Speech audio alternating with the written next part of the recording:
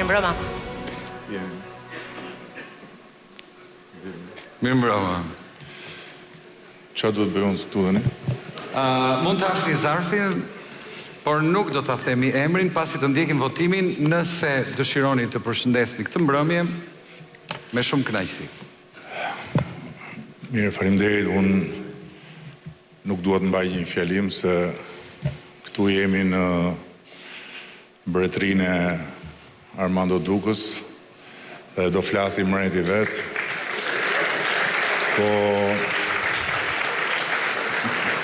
unë duhet në radhë parë komplimentoj mbretin për organizimin, është çdo vit më i mirë, çdo vit më spektakolar.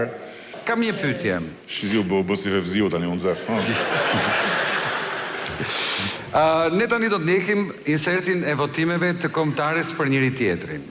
Nëse dhe kjo pyetje më erdhi nuk di pse tani. Nëse do të bëni të ju një votim, pra u votuan këngëtarët e këngës magjike, u shpall më mirë, votuan vetë këngëtarët. Votojnë lojtarët e kombëtares, shpallet më mirë.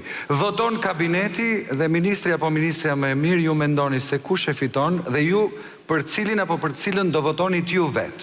Jam kureshtar. Për ministrat e Shqipëri po këtu? Po. Ta lejmë këtë muhabet me kombëtaren këtu se... Vërtet jam shumë kureshtar. Nëse do voton të kabineti për veten e tyre, do me thënë... Nuk e di si do voton. Për njëri tjetrin. Si mendon që... Po të votonin këta çunat për njëri tjetrin, do votonin për Armando Dukën, nuk diskutohet. Kështu që... Ja ku shpall dhe fituesi i kabinetit për vitin 2025.